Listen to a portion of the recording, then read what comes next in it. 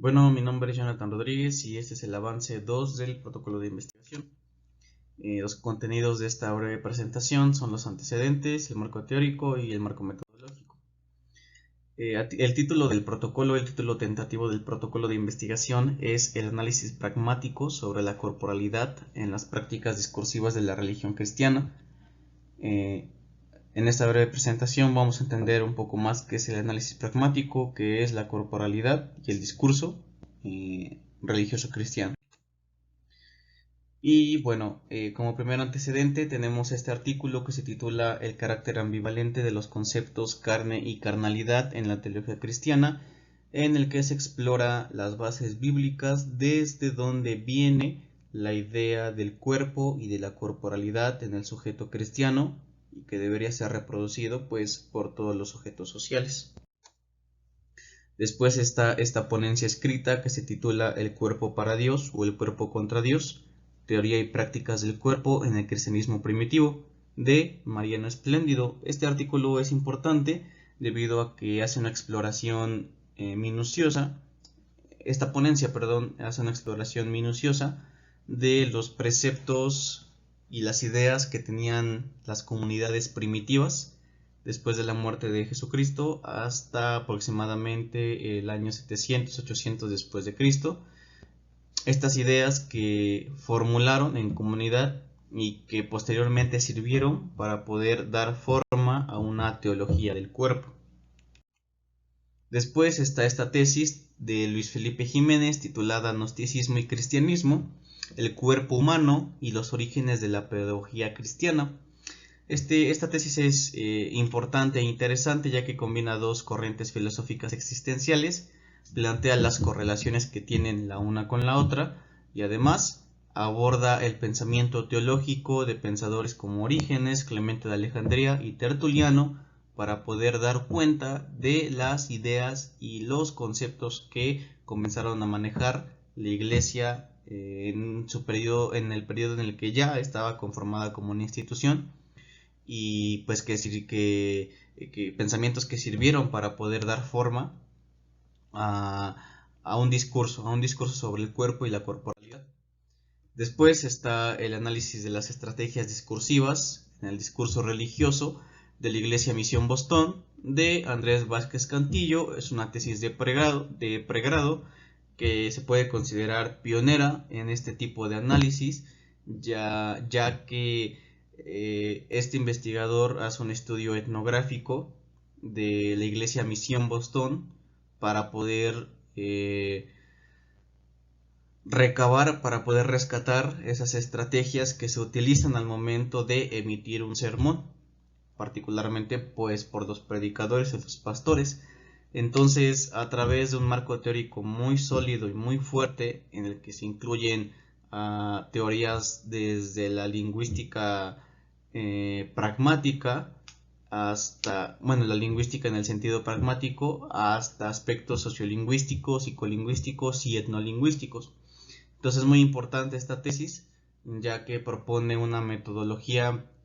muy particular para poder extraer y para poder entender cómo es que el discurso se estructura al momento de emitir ese mensaje religioso. Por último está este artículo que se llama Los mecanismos discursivos en las prédicas de tres pastores evangélicos latinoamericanos. Este artículo es muy parecido al anterior, solamente que aquí se trata de buscar los mecanismos, en el anterior se buscaban las estrategias. Entonces los mecanismos que enfocan estos investigadores son los pronombres, la reiteración, los argumentos de autoridad, las citas de autoridad y la ejemplificación. Entonces, con estos mecanismos discursivos, ellos dan cuenta de cómo el discurso se compone de estos elementos propiamente pues lingüísticos y contextuales para poder dar forma hacia pues un discurso bien trabajado, un discurso compuesto de elementos que pues estarán presentes y que serán decisivos para los oyentes, para los receptores del mensaje. Pasando al marco teórico, vamos a comenzar con la primera fuente teórica, que es de Catalina Fuentes Rodríguez, quien propone un análisis del discurso desde el enfoque de la lingüística pragmática. Catalina Fuentes Rodríguez es reconocida debido a trabajar constantemente en demostrar la relación que hay entre los estudios formales de la lengua, llámese gramática, y los estudios retóricos y comunicativos de la lengua, llámese pragmática. Entonces, ella, a través de la propuesta de esta lingüística pragmática, trata de conjugar ambas corrientes para poder entender la aplicación que la lengua tiene en el contexto, ya que ella plantea que la pragmática vista desde el concepto de una disciplina pues se separa tajantemente de la gramática para poder dar explicaciones alternativas o para formar una extensión de lo que es la lingüística. Sin embargo, ella dice que la pragmática es una forma de hacer lingüística. Entonces, en este aspecto teórico, en lo que se basa esta teoría, pues es en ubicar estos elementos gramaticales y darles una referenciación, buscar el referente en la comunicación dependiendo de las normas sociales y culturales en las cuales se estudie. Este es el ejemplo de la propuesta de la lingüística pragmática de Catalina Fuentes Rodríguez, que toma el esquema de la comunicación, donde hay un hablante o emisor, un mensaje o discurso, y un oyente o un receptor.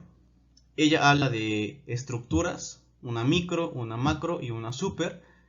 que encuentran una relación total. Aquí todos los elementos se relacionan, no es una forma como tal jerárquica, sino es una forma integral en la que podemos encontrar varios nódulos y en las que en cada nódulo, en cada estructura, se puede encontrar una complementariedad y también se puede encontrar una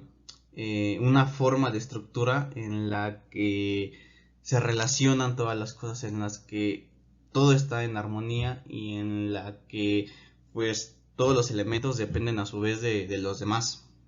Entonces este pequeño esquema nos va a servir para poder interpretar, para poder desarrollar adecuadamente el análisis del discurso que pues vamos a ver en las prédicas cristianas que vamos a analizar. Después está esta teoría que se llama, esta propuesta teórica de Chaim Perelman, que se llama la nueva retórica y la teoría de la argumentación. Este pensador hizo una reformulación de lo que era la retórica para Aristóteles, incluyendo varios aspectos importantes, como es la noción de auditorio y como es la noción de persuasión. Él dice que en el discurso hay una argumentación que está dirigida hacia un grupo determinado de personas, en el cual se va a tratar de apegarlos a las ideas del orador, a las creencias del orador, o simplemente apegar a esta audiencia a los preceptos que decide el orador. Fenómeno que se puede ver mucho en la política, pero también en la religión. Entonces, en la teoría de la argumentación, él propone presupuestos y límites de hasta dónde puede llegar la argumentación. Propone una tesis de partida, que como lo mencionamos proviene de Aristóteles, pero hay un estudio mediático entre Aristóteles y Perelman. Entonces, aquí explica desde dónde viene esta teoría de argumentación y cómo se fundamenta. Y por último, están las técnicas argumentativas, que son donde nos va a explicar el cómo es que se puede llevar a cabo el discurso para poder emplear estos argumentos y lograr esta persuasión. Y por último está el análisis crítico del discurso de Van Dijk. En este carácter, en esta teoría, es importante resaltar que el análisis crítico del discurso que propone Van Dijk es una perspectiva multidisciplinar, por lo que es posible que tanto la lingüística pragmática como la teoría de la argumentación se puedan incluir para comprender cómo es que la comunicación establece y posee dimensiones cognitivas, emocionales, sociales, políticas, culturales e históricas. Entonces, teniendo esto en cuenta, la propuesta de Catalina Fuentes Rodríguez, la argumentación de Perelman, vamos a poder entender cómo el discurso se articula con diferentes sectores sociales, con la sociedad en general, y cómo es que a través de ese discurso religioso pues existen formas comunicativas que a la vez expresan fenómenos sociales como el poder social y la desigualdad. Entonces, aquí Van Dijk propone que las relaciones de poder están en el discurso. Una relación de poder, por ejemplo, es el lugar en el que se ubica el pastor y el lugar en el que se ubica el auditorio, la audiencia. Esa es una relación de poder y es muy importante para esta investigación, ya que al tener la noción de la autoridad, los oyentes van a apegarse a la ideología de esa autoridad. Y por último está la metodología. Los sustentos de la metodología, pues como sabemos, son el enfoque de investigación, el diseño de investigación, la técnica de recolección y el método. El enfoque que se escogió es el cualitativo porque vamos a estudiar un fenómeno y vamos a estudiar las dimensiones de este fenómeno, además de cómo es que el fenómeno por sí mismo existe, no necesita ser controlado ni manipulado, sino que se da, existe y está sujeto al análisis. Entonces, de esto va a tratar esta investigación, de encontrar esas cualidades que nosotros podemos encontrar en el fenómeno del discurso religioso. Después está el diseño de la investigación, que el escogido para este caso es el estudio de casos, en el que se toma a un fenómeno para poder estudiarlo exhaustivamente, para poder dividirlo y poder estudiar de qué partes está compuesto este fenómeno. En el caso del discurso, pues vamos a segmentarlo para poder comprender qué elementos lingüísticos, qué elementos históricos, qué elementos sociales están dentro de este fenómeno. Entonces, por lo tanto, pues se trata de una orientación holística en la que vamos a comprender el todo por las partes y las partes por el todo. Después, la técnica de recolección de datos es el análisis de contenido, en la que pues buscamos en este tipo de recolección de datos se busca encontrar la significación, el sentido del mensaje, el sentido de lo que se está estudiando, y para eso es necesario observar la realidad, observar el fenómeno actuando, el fenómeno viviendo, por así decirlo, y a la vez corroborarlo con el análisis documental, el análisis bibliográfico, que de ese fenómeno se hable, que se hable de ese fenómeno en los trabajos más que nada.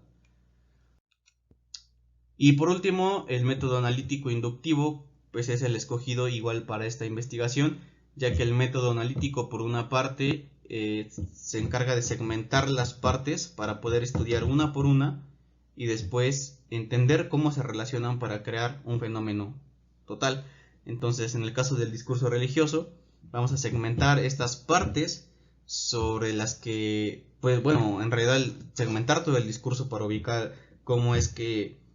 se presenta estas ideas sobre el cuerpo. Entonces, a la vez de segmentar este discurso, pues vamos a segmentar también de otras cosas que pues vamos a entender cómo es que están complementando, cómo se están interrelacionando con esta idea del cuerpo. El método inductivo es algo similar, no es igual, pero es algo similar, ya que en este caso pues también se parte de lo más particular, se relaciona mucho con el estudio de casos, por el hecho de que pues se va a tomar el fenómeno y se va a separar, se va a segmentar para poder estudiar de igual manera los elementos, las combinaciones más elementales, las formas más elementales, para poder entender cómo es que se va construyendo un discurso y a partir de qué es lo que, desde dónde es el origen, aunque sea un poquito difícil de concebirlo, pero pues entender un origen, un desarrollo y pues por supuesto un final, algo general, algo que es compartido. Entonces estos métodos combinados pues pueden proporcionarnos un resultado muy fidedigno, muy real de lo que se ve en el discurso religioso cristiano sobre la corporalidad, sobre el cuerpo o la carne. Y por último están las referencias.